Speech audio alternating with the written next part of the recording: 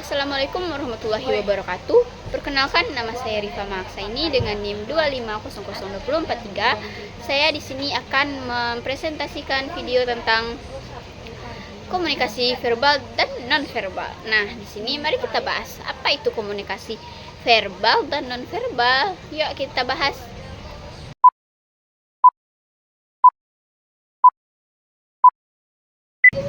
Nah, komunikasi itu ialah suatu proses atau suatu pesan yang disampaikan kepada seseorang yang disebut komunikator. Sebagai sumber pesan dan komunikatornya, penerimaan pesan menggunakan bahasa verbal dan non-verbal. Nah, di sini mari kita bahas. Misalnya, saya nih sedang berbicara di depan layar. Nah, itu kan termasuk komunikasi verbal, tapi saya tidak diam. Itu komunikasi nonverbal. Gerakan tangan saat berbicara atau nada suara yang ditekan menyampaikan maksud tertentu. Jadi suatu komunikasi yaitu satu kesatuan. Nah, proses komunikasi tidak dilakukan secara sendiri-sendiri, teman-teman. Nah, mari kita bahas lagi. Nah, tadi kan aku bahas komunikasi tidak dapat bisa dilakukan sendiri-sendiri. Nah, tapi di suatu konteks untuk pencapaian suatu pemahaman yang sama, nah, ada nih komunikasi dikatakan efektif bila makna yang disampaikan atau pesan yang kita sampaikan ini ke komunikator sama dengan apa yang diterima oleh komunikasinya. Nah, jika tidak sama, itu komunikasi gagal atau salah.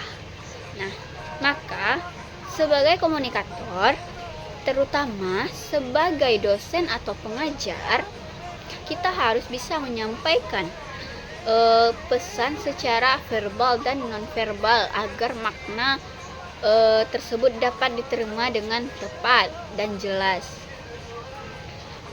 Nah, apa sih bahasa verbal itu?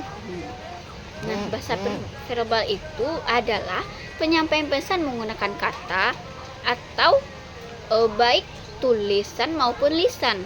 Nah, sedangkan nonverbal ialah tindakan atau bahasa yang selain digunakannya untuk menyampaikan makna. Contohnya nada suara, tekanan suara, pandangan mata, ekspresi wajah, dan gerakan tubuh. Seperti kayak gini ya, kayak aku menjelaskan ini non verbal. Misalnya senyuman yang menunjukkan kebahagiaan atau gerakan tangan yang menguatkan apa yang kita bicarakan. Nah, komunikasi yang baik terdiri dari verbal dan verbal. Tidak cukup hanya suara saja. Nah, apa aja sih gitu. Nah, kini kita bahas. Kita itu harus kayak hati-hati dalam membaca atau menyampaikan pesan hanya yang ditulisan atau seperti di WA, karena tanpa bahasa nonverbal bisa terjadi kesalahpahaman gitu.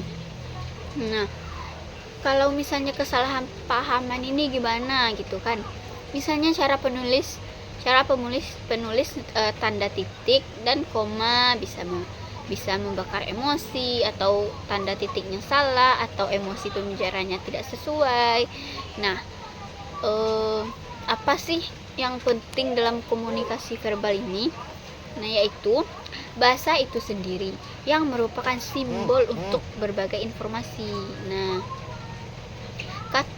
kata adalah suatu terkecil simbol tersebut.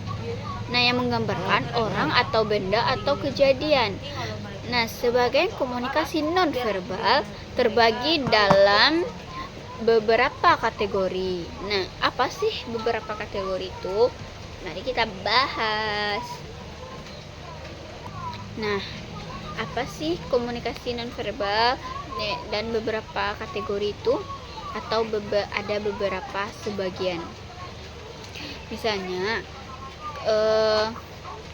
personal, misalnya kebiasaan individu seperti berkedip atau budaya membungkuk orang Jepang sebagai tanda hormat, profesional, dan selain-lainnya. Seluruh umat manusia seperti menganggukkan kepala. Semua gestur gerakan tubuh kita ini adalah non-verbal. Atau seperti bersin yang tidak mengubah makna suara. Nah, menurut penelitian Albert Mehrabian nih, hanya 7% kepercayaan orang pada pesan tergantung kata-kata. Nah, makanya nih kita kalau ngirim pesan, kalau lewat WA, lewat tulisan, sebaiknya kita bisa menyampaikan dengan nada yang baik dan intonasi yang tepat, supaya si penerima tidak salah pemahaman. Fungsi komunikasi nonverbal ini sangat penting di dalam kehidupan sehari-hari, yaitu percampuran pesan verbal dan penggantian kata-kata verbal, kontradiksi pesan verbal. Nah, melengkapi dan menekankan verbal. Misalnya nih, menggunakan kepala ketika mengatakan ya gini kan. Misalnya nih aku iya gitu kan. Nah, adalah mengulangi pesan itu namanya, yaitu memberi jempol atau bicara dengan menggantikan kata gini.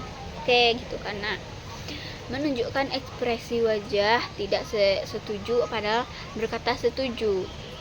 Gini kan. Kayak kita setuju nih, tapi ekspresi wajah kita iya gitu kan.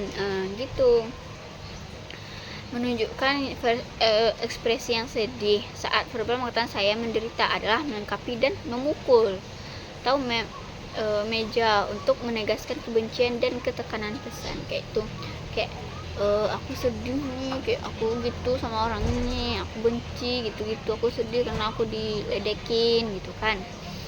Gerakan tangan atau ekspresi wajah dan intonasinya yang muncul alami saat kita berbicara, untuk memperindah dan memperkuat menyuburkan komunikasi verbal. Nah, yang terakhir, dalam konteks organisasi, komunikasi verbal dapat berupa iklan, profil spanduk, atau surat edaran, atau komunikasi langsung dan dengan klien dan kolega. Yang sedangkan komunikasi nonverbal dapat terlihat pada cara berpakaian, tata krama, dan cara memilih tempat pertemuan sebagai bentuk penghormatan dan simbol status. Nah, jadi itu ya guys, perbedaan nonverbal dan verbal. Sekian video saya. Assalamualaikum warahmatullahi wabarakatuh. Terima kasih telah menonton. Banyak kurangnya saya mengucapkan maaf. Terima kasih. Assalamualaikum warahmatullahi wabarakatuh. Perkenalkan, nama saya Rifa Maksaini dengan NIM 2500243. Saya akan mempresentasikan